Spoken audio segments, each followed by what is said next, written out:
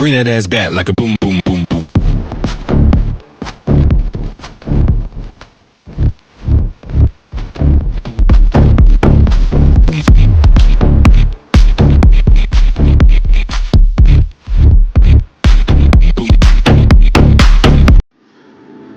प्रणाम दर्शक मित्रों, आप सब कैसे हैं? आप सब खुश होंगे और परमात्मा की कृपा आप पर हमेशा बनी रहे। इसके साथ दूसरी बार हम फिर से एक बार हमारी ध्यान और जीवन ये जो किताब है परम पूज्य आचार्य भगवान भुवन भानु सुरेश्वर जी महाराजा ने जो लिखी है वो बुक हम पढ़ रहे हैं गुजराती में। कृपया स्क्रीन पर जो दिखाई दे रही है जैनिज्म आशीष, वो चैनल आप सब्सक्राइब कीजिए। आपको 100% अच्छा लगेगा। स्पिरिचुअल लेवल आपका बढ़ेगा, नॉलेज बढ़ेगा। तो पूरा हमने ये सेशन गुजराती में बनाया हुआ है और उसका प्लेलिस्ट भी है। तो आप जाइए चैनल पर, वहाँ अलग अलग प्लेलिस्ट है। ईगो मैनेजमेंट, एंगर मैनेजमेंट, और अभी ये जो ध्यान और जीवन वो है, उसका टाइटल है मेडिटेशन एंड लाइफ। तो उसके अलावा भी पंच प्रतिक्रमण के जो सूत्र होते हैं, गाथा, उनके अर्थ, वो कैसे उसको लर्न बाय हार्ट करना है, कैसे करेंगे, छोटे बच्चे को भी कैसे सिखाएंगे, वो सब हमने बनाया हुआ है। तो please I would like to request, just visit our channel, spiritual channel Jainism Ashish. Right, thank you very much. आज के एपिसोड में हम ध्यान और जीवन उसके बारे में आगे बात करने जा रहे हैं।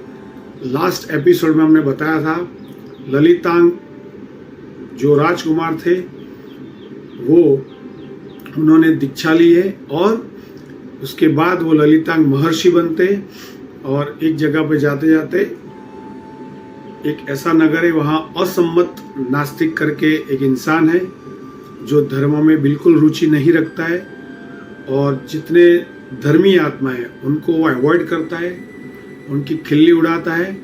तो वो अब मिलने जा रहे हैं ललितांग महर्षि को। तो क्या होगा उन दोनों के बीच में संवाद और वो कैसे हैंडल करते हैं, ऐसे जो नास्तिक इंसान है उसको कैसे हैंडल करेंगे, उसमें से हमें बहुत कुछ सीखने को मिलेगा। तो प्लीज सुनिए ये ललितांग महर्षि की कहानी गुजराती में। Thank you very much. Last episode में આપણે વાત કરી હતી કે જ્યારે લલિતાંગ મહર્ષિ આવા નાસ્તિક, અસંમત નાસ્તિક જ્યારે એમને મળવાનું છે કે એવો વ્યક્તિ છે કે જે બધા ધર્મી મહાત્માને ધુતકારે છે, તિરસ્કાર કરે, ધર્મમાં માનતો નથી, અને એ જ્યારે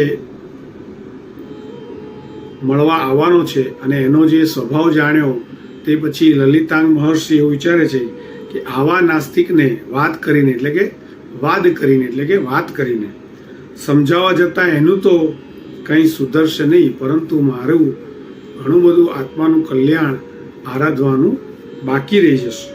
એના કરતાં મને મારું સંભાળવા દે અને એમાં ઉદ્યાનમાં જઈને ઉપવાસમાં બેસે છે, ઉપવાસ કરે છે અને કાયોત્સર્ગ ધ્યાનમાં રહેવા લાગે છે। તો હવે કાયોત્સર્ગ ધ્યાન એટલે શું? કાયોત્સર્ગ ધ્યાન એટલે આપણે પણ પ્રતિક્રમણમાં અને અલગ અલગ રીતે કાયોત્સર્ગ કરી શકીએ છીએ। એ કાયોત્સર્ગ શું છે?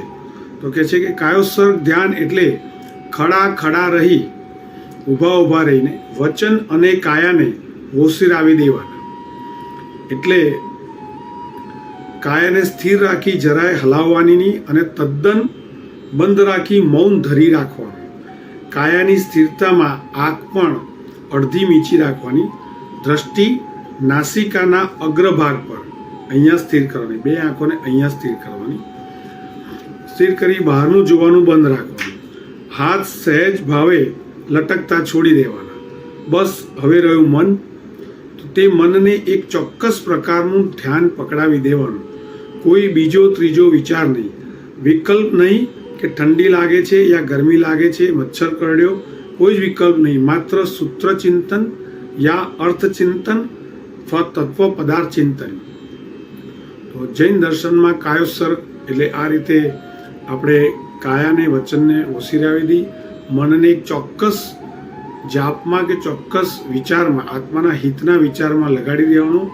એટલી હદે એનું ચિંતન કરવાનું કે આસપાસ કોણ બેઠું છે, હું કોણ છું, હું ક્યાં છું, બહાર શું ચાલી રહ્યું છે, ગરમી, ઠંડી, વરસાદ, કોણ શું બોલે છે, આ કશું જ ન ખ્યાલમાં આવે. એકદમ જે બહુ હાઈ લેવલના કોર્સિસ ભણતા સ્ટુડન્ટ હોય છે કેટલું ફોકસ્ડ હોય છે. આવું જ એવું કહેવાય છે કે સ્વામી વિવેકાનંદ માટે પણ કહેવાતું હતું, એટલા ફોકસ થઈને ભણતા કે એમની આસપાસથી એકવાર એવું થાય છે કે જાન નીકળી જાય છે તો એટલા બધા ઢોલ નગારાના અવાજ આવતા હોય તો પણ એમને કશી જ ખબર નથી હોતી. તો એ રીતે આપણે પણ ધ્યાનમાં, કાયોસર્ગમાં, જે આપણે પ્રતિક્રમણમાં અને વગેરે સામાયિકમાં ઘણી બધી જગ્યાએ કાયોસર્ગનો ઉલ્લેખ આવે છે, 4 લોગસનો કાયોસર્ગ, તો એ શું છે? તો એમાં 2 પગ વચ્ચે આગળથી 4 આંગળ અને પાછળથી એડીવાળા ભાગમાં 2 આંગળ જેટલી જગ્યા રાખી, હાથ બિલકુલ છૂટા સહજ ભાવે રાખીને લટકતા રાખવાના છે. પગને અડેલા ના હોય, હવામાં લટકતા હોય, 5 આંગળા ખુલ્લા હોય. આંખ છે નાસિકાના અગ્ર કેન્દ્રે કેન્દ્રિત કરેલી હોય.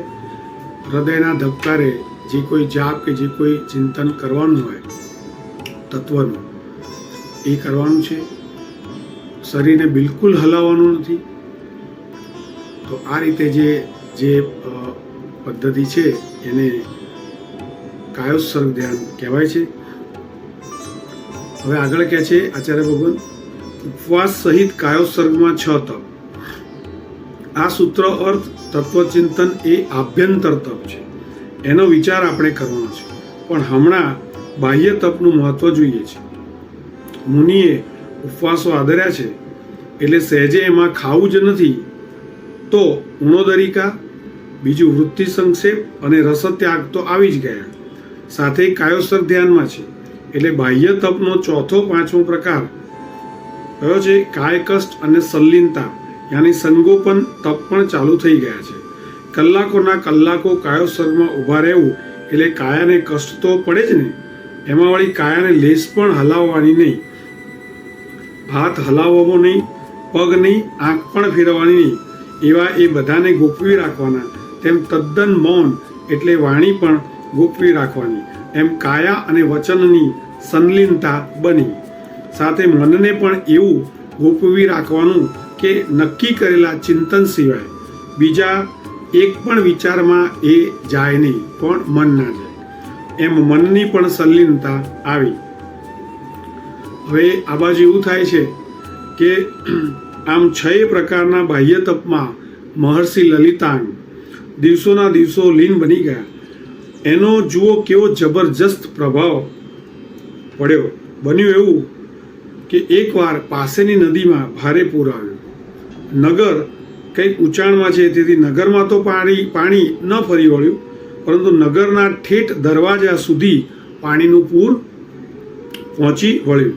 આ હિસાબે ઉદ્યાનનું તો શું પૂછવું. જ્યાં આ મહર્ષિ કાયોત્સર્ગમાં ઊભા છે તે ઉદ્યાનની વાત છે. ઉદ્યાન પર પાણી એવું ફરી વળ્યું કે જળબંબાકાર. તે માથોડા જેવા પાણી ચડી ગયા. એમાં વૃક્ષો પણ ડૂબાડૂબ થઈ ગયા. માથોડા એટલે માથા સુધીનું પાણી આવી ગયું. તો હવે આ જે લલિતાંગ મુનિજી જે ઊભા છે મહર્ષિ તપમાં, તો એમનું શું થાય છે? તો કે તપનો પ્રભાવ એવો હતો કે ખૂબી તો એ થઈ કે મુનિ તો ત્યાં ધ્યાનમાં જ ઊભા છે, એમને ખસવું નથી. એક જ લગ્ની છે કે જે થાવ તે થાવ, સાધના આદરેલી મૂકવી નથી. બોલો કેટલો જબરજસ્ત અભિગ્રહ. ગમે એટલી તકલીફ આવે, સાધના અધવચ્ચેથી છોડવાની નહીં. આ તપના પ્રભાવે એક વિશિષ્ટ શક્તિ ઊભી થઈ ગઈ. કહો કે નજીકનો કોઈ વ્યંતરદેવ આકર્ષાઈ સેવામાં લાગ્યો. કહો તે પાણીના પૂર એમને અડ્યા જ નહીં. લોકો નગરના કિલ્લા પરથી જુએ છે તો મહર્ષિ પૂરની ઉપર ઊભા છે, શુભ ધ્યાનમાં ખડા છે. પૂર એમની આસપાસથી ચાલી જઈ રહ્યું છે. લોકોનો આશ્ચર્યનો તો ભાર રહ્યો નહીં. લોક પ્રશંસા કરવા લાગે, અહો જુઓ તો ખરા કે મુનિના તપનો પ્રભાવ કેવો જબરદસ્ત. કે પૂર એમના પર ફરી વળવાને બદલે એ પૂરની ઉપર છે. વાહ, શી ધર્મની બલિહારી. હવે આ બાજુ આવું થવાથી નાસ્તિક જે અસંમત નાસ્તિક છે તેની નિંદા થાય છે. શું કહે છે? મુનિની પ્રશંસા થવા સાથે પેલા અસંમત નાસ્તિકની ભારે નિંદા થવા લાગી. લોકો બોલી રહ્યા છે કે આ જુઓ, પેલો નાસ્તિક કહેતો હતો ને કે આત્મા નથી, ધર્મ નથી, પુણ્ય પાપ નથી, કેવોય જુઠ્ઠો. ધર્મનો આ પ્રત્યક્ષ પ્રભાવ દેખાય છે.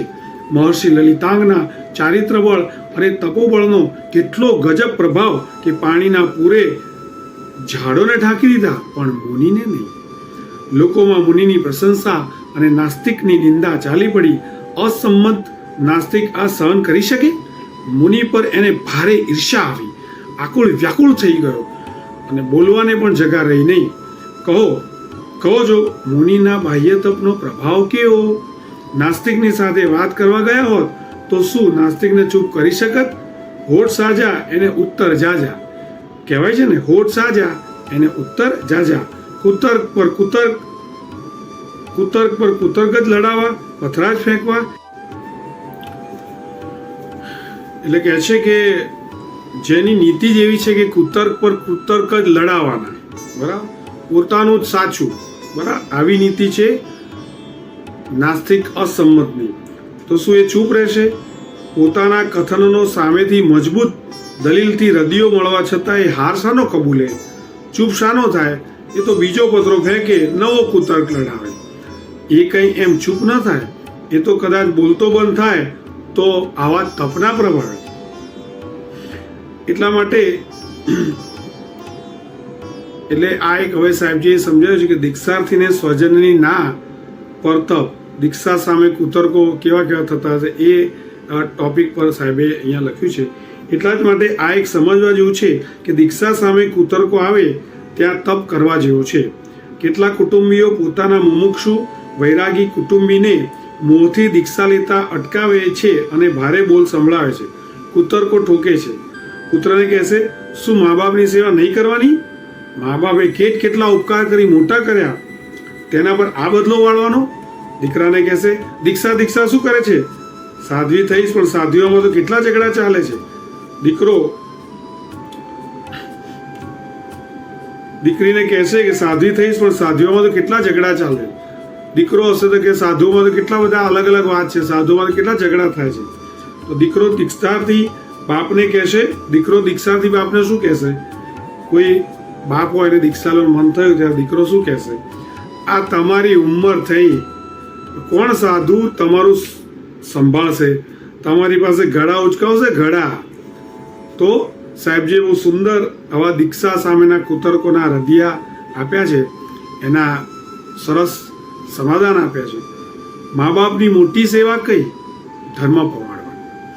આવા કુતર્કો લડાવે ત્યાં રદિયા તો આપી શકાય કે સંસારમાં રહેવાનું હોય ત્યાં સુધી મા બાપની બાહ્ય સેવા અવશ્ય કરવાની, પરંતુ સંસાર ત્યાગ જ કરવો હોય તો પછી એ કરીને મા બાપને ધર્મ પમાડવાની મોટી આભ્યંતર સેવા આપવાની. મા બાપના ઉપકારનો ખરો બદલો એથી જ વળે છે. ધર્મબિંદુ, પંચસૂત્ર આદિ શાસ્ત્રો એ જ કહે છે, પણ આ સાંભળે કોણ? સાધુ સાધ્વીમાં ઝઘડાની વાત પણ ચિત્તને ગભરાવવા પૂરતી જ છે. ક્યાંક એવા સ્વભાવ દોષથી બનતું હોય, તેથી શું બધે એવું? એના કરતાં તો સંસારમાં જુઓ તો ક્યાં ઝઘડા નથી. સંસાર જ એવો છે કે એમાં તો સહેજે ઝઘડા થાય. કેમ કે સંસારની જરૂરિયાતો કેટલી બધી, એના અંગે કેટલાની સાથે ઊંચા નીચે થયા કરે. ખરી રીતે તો ત્યાં પણ આપ ભલા તો જગ ભલા. સંસારમાં ઊંચા નીચીમાં જીવનનો આદર્શ ઉપશમ અને સહન કરવાનું પકડીને ચલાય તો લીલા લહેર જ છે.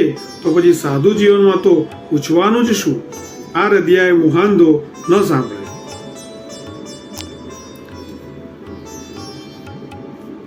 આ પ્રસંગે આપણે વાત કરું કે ઉપશમની સુંદર વ્યાખ્યા આચાર્ય ભગવાન શ્રી રત્નસુંદર સુરેશ્વરજી મહારાજાના વ્યાખ્યાનમાં અમે સાંભળી હતી કે કોઈ પણ વિપરીત પ્રતિકૂળ સંજોગોમાં વસ્તુ વ્યક્તિ કે પ્રસંગ માટે કોઈ પણ અણગમો ન રાખતા ક્ષમતામાં આત્મા રહે તો સમજી શકાય કે તેનામાં ઉપશમ ભાવ આવ્યો છે. સહન કરવા, પ્રતિકૂળ પરિસ્થિતિ, પ્રતિકૂળ પ્રસંગ અને પ્રતિકૂળ વ્યક્તિ, આવું ક્યારે પણ આપણા સંસારની અંદર થાય ત્યારે માત્ર ક્ષમતા રાખી, ક્ષમતા ધરી અને આપણે આપણા આત્માના ગુણો યાદ કરી એ પ્રસંગને ટેકલ કરવાનો, એ વ્યક્તિને ટેકલ કરવાની, એ પરિસ્થિતિમાં ચિત્તની સમાધિ રાખીને પરિસ્થિતિ જતી રહે ત્યાં સુધી ક્ષમતા ધરવાની. તો સમજવાનું કે આપણામાં ઉપશમ ભાવ આવ્યો છે. બરાબર. બીજું કુતર્ક જે હમણાં કીધું, ઉંમર થઈ કોણ સંભાળશે? દીકરો જે દીક્ષાર્થી બાપ છે એને આવું સંભળાવતો હોય છે કે ત્યાં તમે જશો તો તમારું કોણ સંભાળશે? તો એ પણ કુતર્કો સાહેબજી કહે છે, આચાર્ય ભુવનમાનું સુરેશ્વરજી દાદા કહે છે કે એ પણ બંડલ ફેંકવા જેવા છે. આજે કેટલાય ઉંમરવાળા સાધુઓ આરાધના કરી જાય છે, પાણીના ઘડા ઉચકાવવાની વાત પણ વાહિયાત છે. શું ભણેલા સાધુઓ શેઠાઈ કરે છે અને બીજાઓને નોકર બનાવે છે? ખોટી વાત છે. સાધુ દરેક પોતપોતાનું કર્તવ્ય બજાવતા હોય છે. ઉંમરવાળાને વેઠ તો સંસારમાં કેટલી કરવી પડે છે, ગુલામી કેટલી વેઠવી પડે. આજના છોકરાઓને આજની વહુઓ કયા દેવના અવતાર છે? જ્યાં રામ સીતાના નમૂના છે કે દીકરો મા બાપને ને વહુ સાસુ સસરાને ફૂલની જેમ સાચવે ને અખંડ વિનયથી વર્તે છે. સંસારનું નાટક તો ભાઈ ખોલવા જેવું નથી. ઘેર ઘેર માટીના ચૂલા અમસ્તું કહેવાય છે. એના કરતાં ચારિત્ર જીવન લાખે દરજ્જે સારું છે. પાણીનો ઘડો ઉચકી લાવી એથી સંયમી સાધુની ભક્તિ કરવાનું તો અહોભાગ્ય જ મળે. આપણા જે ગચ્છાધિપતિ હતા, પરમ પૂજ્ય ગચ્છાધિપતિ શ્રી જયઘોષ મહારાજા, તેમણે તો કેટલા બાળ મુનિથી માંડીને બધા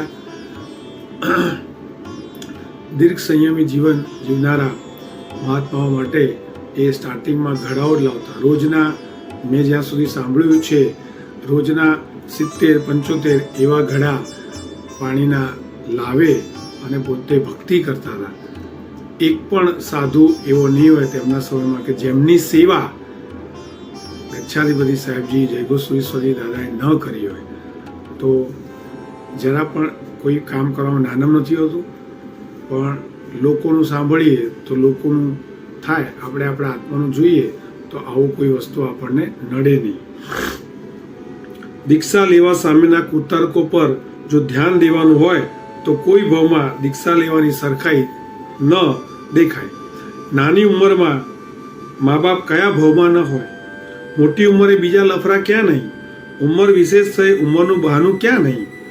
બસ આ બધા સામે જોતા બેસી રહેવું એનો અર્થ એ થાય છે કે કોઈ ભાવમાં જીવનની કોઈ પણ અવસ્થામાં સર્વ પાપ ત્યાગ કરી નિષ્પાપ પવિત્ર ચારિત્ર લેવાનું જ નહીં ને સંસારમાં બેઠા બેઠા પાપ સેવન કરતા રહી એ પાપોના ફળ રૂપે ભવમાં ભટકતા રહેવાનું. આપણને શાશ્વત સુખ જે મોક્ષમાં છે, બરાબર, જ્યાં જન્મ મરણના ફેરા નથી, એવી પંચમ ગતિ પરમાત્માની ગતિમાં જવા માટે ફરજિયાત ચારિત્ર તો સ્વીકારવું જ પડે. એ સિવાય સંસારમાં બેસીને ધર્મ ચોક્કસ થાય પણ પાપ ત્યાગ નથી થતો. પાપ ત્યાગ થાય તો જ આપણા કર્મો પર લાગેલા, આપણા આત્માના વિચાર, આપણા આત્માની પર લાગેલા કર્મોના જાળા દૂર થાય. કારણ કે સંસારમાં 24 કલાક અનુમોદનાનું પાપ તો ચાલુ જ છે. ઘણા બધા પાપ સેવન છે પણ આ તો ચાલુ જ છે. માટે પરમાત્માનું જ ફરમાન છે કે ચારિત્ર જીવન સ્વીકારવું જ પડે અને એનાથી જ આત્મા શુદ્ધ થતા એક સમય ખુદ આત્મા એ પરમાત્મા બની જાય છે. દરેકની અંદર એ રહેલો જ છે પણ એની અંદર ફોકસ નથી થતું. માટે જ એ ફોકસ કરવા માટે આપણે ચારિત્ર સ્વીકારવું પડે અને એનાથી જ આપણે આગળ વધીને આત્માની ઉન્નતિના માર્ગે જઈ શકીએ. અધરવાઇઝ તો સંસારમાં બેઠા બેઠા પાપ સેવન કરતા રહી અને એ પાપો જે કંઈ થતા હોય એનો ફળ મળે કઈ રીતે, સામે બીજું પાપ ઊભું થાય જ્યારે ઉદયમાં આવે ત્યારે એ અલગ અલગ ભાવમાં ફર્યા કરવું પડે. એટલે તો 84 લાખ યોનિમાં જીવ ફરે છે. તો હવે કુતર્ક સામે રસ્તો શું? તો વૈરાગી બનેલાએ તો સમજી રાખવાનું કે દીક્ષા લેતા અટકાવનારા કુતર્કો સામે આવવાના. એના હૃદય આપે પણ કુતર્કવાળા કંઈ માને કરે નહીં. હૃદય આપેલા એનું સમાધાન આપ્યા કરીએ આપણે તો એ લોકો સામે બીજા નવા ગતકડા લાવે, નવા કુતર્કો લાવે. બરાબર? ત્યારે રસ્તો શું લેવો? આ જ કે તપની સાધના કરવી. સાધના પણ જોરદાર તપની કરવાની. ચારિત્ર લઈને સાધના જ કરવી છે તો તે પહેલાં આ તપની સાધના કરવાની તાકાત નથી, એ ચેક બી થઈ જાય. તો સવાલ એ છે કે તપથી ફાયદો શું? તો તપથી ભલભલા અંતરાય તૂટે. જે કાર્ય બીજા ત્રીજા ઉપાય ન થાય એ જોરદાર તપની સાધનાથી થાય. આ અટલ વિશ્વાસ પર જુઓ, લલિતાંગ મહર્ષિએ કુતર્ક નાસ્તિક અસંમતને વાદથી ચૂપ કરવાનો માર્ગ લેવાને બદલે તપની સાધનાનો માર્ગ લીધો. અલબત્ત જોજો, તપ કંઈ પેલાને ચૂપ કરવા માટે નહોતા કરતા. એ તો પોતાના ભૂતકાળના પાપને લક્ષમાં રાખી તપ જન્મ જન્માંતરના જંગી પાપ કર્મોને તોડવા માટે કરતા હતા. પરંતુ એ તપથી એવું સામર્થ્ય, એવો પ્રભાવ, એવી શક્તિ, એવું અંજામણ ઊભું થઈ ગયું કે પાણીનું ઘોડાપૂર એમને ડૂબાડી શક્યા નહીં. અરે, એમને અડ્યું પણ નહીં. તપનો પ્રભાવ અદ્ભુત છે. આ પંચમ કાળમાં પણ એવા તપસ્વીઓ થઈ ગયા છે કે જેમના તપે ચમત્કાર સર્જ્યો છે. એક કૃષ્ણર્ષિ મુનિ થઈ ગયા કે જે ઘોર તપમાં પણ પારણે રસ વિગયોનો સર્વથા ત્યાગ રાખતા અને સાથે સાથે કાય કષ્ટ સંલિનતા વગેરે તપ પણ જબરદસ્ત સાધતા. પરિણામે એમની ચરણરજ ઔષધનું કામ કરતી. પગ ધોયેલું પાણી રોગને મટાડતી. તો આ રીતે તપ કરવાથી ભલભલા અંતરાય टूटे छे. कहने का मतलब, जो हमने अभी तक इतनी योनियों में घूम के जितने पाप करे हैं उनको तोड़ने का सबसे सरल उपाय तप है. तप करने से बहुत ही बड़ी मात्रा में हमारे कर्मों का नाश होता है और उसके लिए ही इस पंचम काल में जो आत्मा परमात्मा की आज्ञा के अनुसार तप करता है, तप करना है, लेकिन ये परमात्मा का फरमान है, परमात्मा का आदेश है, परमात्मा की आज्ञा है. उस हिसाब से अगर करते हैं तो पिछले कई जन्मों का हमारे जो पाप का गंज, पाप के जो हमने ढग बनाए हुए बहुत सारे पाप कर्म है, उसका निकाल होता है, नाश होता है, निकंदन होता है. तो सभी से गुजारिश है, जब भी हमारा साल में जो हमारे पर्यूषण आते हैं या फिर डेली भी आप कुछ न कुछ तप कर सकते हो. तो हमारे नज़दीक में जो आचार्य भगवान विराजमान है, गुरुदेव विराजमान होते हैं, उनको आप पूछेंगे कि अभी मुझे ये भावना हुई, तो उस हिसाब से आपको आपकी बात सुन के, आपकी कैपेसिटी समझ के गुरुदेव आपको आदेश करेंगे कि आप अभी इस उम्र में आप ये तप करो. और तप से बहुत बढ़िया फ़ायदा होता है. हमने खुद किए हुए तप, तो हमें खुद भी एहसास है कि तप करने के बाद इतना आत्मा को खुद को सुकून महसूस होता है कि ऐसा लगता है कि बहुत बड़ा बोझ हमारे आत्मा पर से निकल गया और बहुत ही अंदरूनी आनंद होता है, बहुत ही खुशी महसूस होती है. और जिन्होंने तप किया होगा, छोटा बड़ा कोई भी, वो मेरी इस बात से सहमत होंगे. तो इसके साथ